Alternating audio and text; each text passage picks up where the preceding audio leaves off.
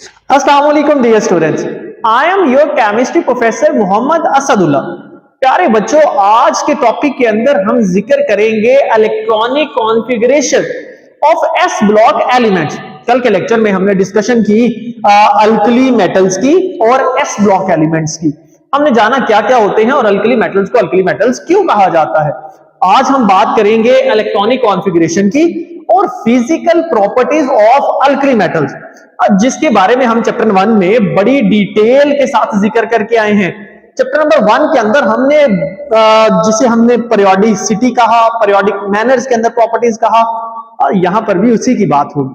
तो आइए आगाज करते हैं। हमारे पास पहला आता है इलेक्ट्रॉनिक कॉन्फ़िगरेशन।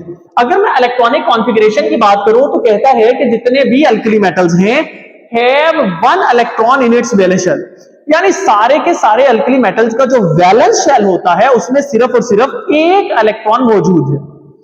आइए देखते हैं इस बात को। हम इस बात को कैसे जानेंगे? By the help of atomic number.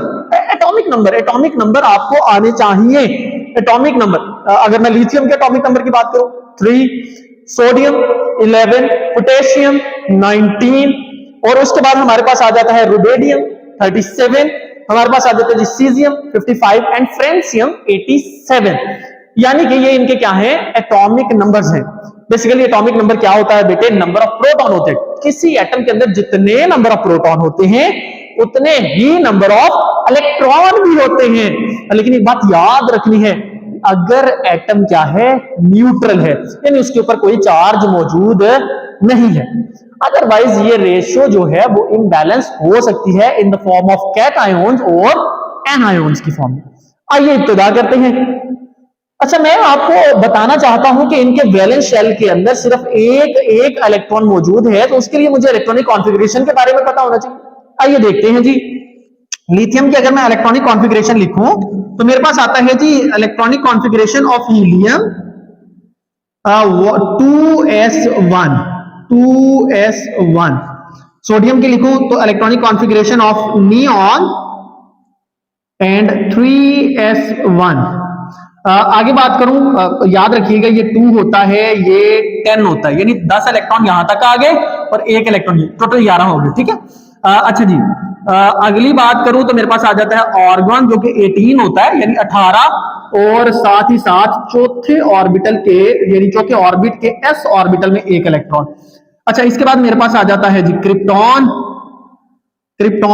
याद रखिएगा 36 होता है और इसके 5s1। सीजियम की बात करूं तो मेरे पास आ जाता है जी जीनॉन, याद रखिएगा 54 होता है और साथ आ जाता है 6s1। फ्रेंसियम की बात करूं तो रेडॉन, याद रखिएगा कि रेडॉन जो है वो 86 होता है, यानी इनके एटॉमिक नंबर भी आपको आइडिया होना चाहिए, और ये 7s1। अब अगर देखा जाए तो मैंने जो है वो बेसिकली इनके वैलेंस शेल की इलेक्ट्रॉनिक कॉन्फ़िगरेशन को खोल दिया। अब आप देखें ना, आप खुद समझदार हैं। यहां पे देखें जरा, ये देखें, ये आखिरी वैलेंस शेल, ये भी वैलेंस शेल, ये भी वैलेंस शेल, और ये भी वैलेंस शेल, और ये भी वैलेंस शेल, और ये भी। अब आप मुझे खुद बताएं ना, सारे वैलेंस शेल में कितने इलेक्ट्रॉन है? वो एक ही तो इलेक्ट्रॉन है सर, एक ही इलेक्ट्रॉन है। तो मैंने तो आपको पहले कहा था कि जो अल्कली मेटल होते हैं उनके वैलेंस शेल में बेटे सिर्फ और सिर्फ क्या होता है? एक इलेक्ट्रॉन होता है। यानी इसकी जो जनरल इलेक्ट्रॉनिक कॉन्फ़िगरेशन है उसको मैं ऐसे लिख सकता हूं, यानी कि मैं लिख सकता हूं AnS1। What is N? Sir ये एन क्या है? N is a quantum number, principal quantum number. आपने फर्स्ट ईयर के चैप्टर नंबर 5 में पढ़े क्वांटम नंबर्स, तो वहीं से आया है प्रिंसिपल क्वांटम नंबर। ये बेसिकली आपको क्या शो करता है? ये शो करता है नंबर ऑफ शेल्स। किसके बारे में बताता है? नंबर ऑफ शेल्स के बारे में बताता है। अगर एक शेल होगा तो क्वांटम नंबर 1 होगा, 2 होंगे तो 2, 3 होंगे तो 3। अच्छा, एक और मजे की बात बताऊं आपको, ये एक्चुअली पीरियड नंबर को भी डिनोट करता है, यानी कि जो पीरियड नंबर होगा एलिमेंट का वही उसका शेल नंबर भी होगा। आइए जरा देखते हैं। ये देखिए, ये जो लिथियम है, अपनी बुक्स खोले, लिथियम, आप मुझे बताइए, बल्कि आपको जुबानी याद होना चाहिए, लिथियम दूसरे पीरियड का मेंबर है। तो ये देखिए ना जरा, यहां पे एन क्या है? प्रिंसिपल क्वांटम नंबर की वैल्यू क्या है? 2। अच्छा, सोडियम सर तीसरे पीरियड का मेंबर है। अगर तीसरे पीरियड का मेंबर है तो N क्या हुआ 3। सर अगर मैं बात करूं पोटेशियम की, तो पोटेशियम किसका है? आप बताएं ना जरा, बताएं, सोचिए जरा। हाँ जी, पोटेशियम है जी चौथे ग्रुप का मेंबर, और इसके साथ आ गया 4, रुबेडियम 5वें पीरियड का, सीजियम 6ठे का, और फ्रेंसियम 7वें पीरियड का मेंबर है। जो पीरियड नंबर है वो ही उसका प्रिंसिपल क्वांटम नंबर भी है, यानी नंबर ऑफ शेल भी है। तो यानी कि मैं यहां पर कह सकता हूं कि ये क्या है, नंबर ऑफ ऑर्बिटल या number of shell is equal to number of period, यानी कि वो पीरियड के नंबर के भी क्या है बेटे, बराबर है। अगर मैं यहां पर बात करूं तो मैंने ये आपको वाजे कर दिया कि वैलेंस शेल के अंदर एक एक इलेक्ट्रॉन मौजूद होता है, और इसको हम इस तरह से, यानी इसकी वैलेंस शेल इलेक्ट्रॉनिक कॉन्फ़िगरेशन को हम इस तरह से मैक्रोस्कोपिकली भी लिख सकते हैं। अगली बात करते हैं, आगे आते हैं कि formation of uni positive ion. अगर मैं यूनि पॉजिटिव आयोन की बात करूं तो बेटे यूनि मतलब क्या होता है, आप मुझे बताएं ना, आपको तो पता है, इतनी बार तो हमने पढ़ लिया। यूनि का मतलब क्या होता है, एक, यानी कि 1। पॉजिटिव मीन प्लस, यानी ऐसी चीज जिसके ऊपर +1 चार्ज हो, that is called as uni positive ion. Ion क्या होता है, चार्ज स्पीशी को हम आयोन का नाम देते हैं। ये कैसे बनते हैं आपको पता है ना? अच्छा, आपने पहले चैप्टर में पढ़ा कि metals love to lose electron by they have very low ionization energy. उनकी आयोनाइजेशन एनर्जी बहुत कम होती है, वो इसलिए आसानी से इलेक्ट्रॉन को लूज कर देते हैं। अच्छा, अगर आसानी से इलेक्ट्रॉन को लूज कर देंगे तो इसका मतलब उनके वैलेंस शेल में कितने इलेक्ट्रॉन है, एक। तो सर जब एक इलेक्ट्रॉन वैलेंस शेल में है, वो एक को आसानी से लूज कर देगा, तो इसका मतलब उसके ऊपर चार्ज क्या आएगा, +1। जैसा कि फॉर एग्जाम्पल मैं बात करता हूं, ऐसा क्यों होता है मैंने आपको बता दिया, due to low ionization energy. Basically जो आयोनाइजेशन एनर्जी है वो क्या होती है, बहुत ही कम होती है। तो लो आयोनाइजेशन एनर्जी की वजह से ऐसा हो रहा है।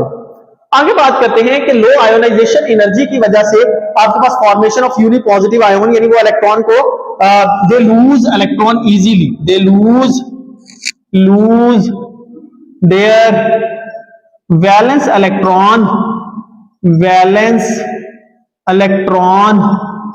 इजीली वो अपना जो वैलेंस इलेक्ट्रॉन होता है उसे आसानी से लूज कर देते हैं एंड फॉर्म यूनिपॉजिटिव आयोन और यूनिपॉजिटिव। जैसे फॉर एग्जांपल मैं आपको मिसाल से समझा रहा है ना, तो आपने तो पढ़ा है, जैसे Na है, सोडियम क्या करता है, अपने वैलेंस शेल से एक इलेक्ट्रॉन को लूज कर देता है और क्या बन जाता है, Na पॉजिटिव। साथ ही साथ क्या करता है, एक इलेक्ट्रॉन को लूज भी कर देता है, यानी ये क्या हो गया, सोडियम +1 के क्या आ गया, सोडियम +1 आ गया ना, तो सोडियम +1 की फॉर्म में आ गया। ऐसे ही लिथियम भी अपने वैलेंस शेल में से एक इलेक्ट्रॉन को लूज कर देता है और क्या बना लेता है, Li+1। पोटेशियम भी लूज करके K positive, rubidium Rb positive, caesium Cs positive और फ्रेंसियम Fr पॉजिटिव, यानी सारे के सारे अपने वैलेंस शेल से इलेक्ट्रॉन लूज करते हैं। क्यों करते हैं, क्योंकि they have very low ionization energy, इनकी आयोनाइजेशन एनर्जी बहुत ज्यादा कम होती है। आगे बात करते हैं, they form ionic compound and show +1 oxidation. आपको पता है ना, जो अपेरेंट चार्ज होता है, apparent charge on an atom in a compound is called as its oxidation state.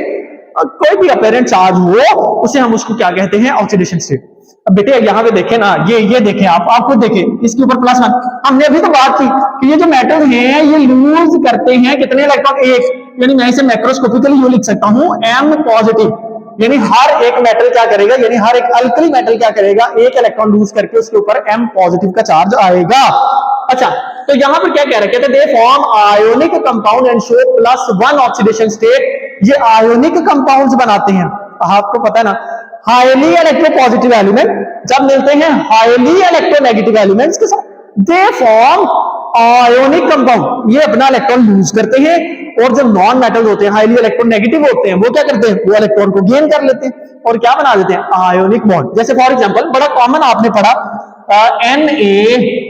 Na, यहां पे मैंने बताया ना आपको, Na आसानी से इलेक्ट्रॉन दे देते हैं, तो Na ने इलेक्ट्रॉन दिया, यानी कि Na +1 बना, और साथ ही साथ Cl2 हाफ Cl2, तो ये जब मिलते हैं, इसने अपना इलेक्ट्रॉन दिया, इसने वो इलेक्ट्रॉन गेन किया और क्या बना दिया, NaCl, आयोनिक कंपाउंड। बड़ा कॉमन टेबल सॉल्ट, आप जानते हैं इसको।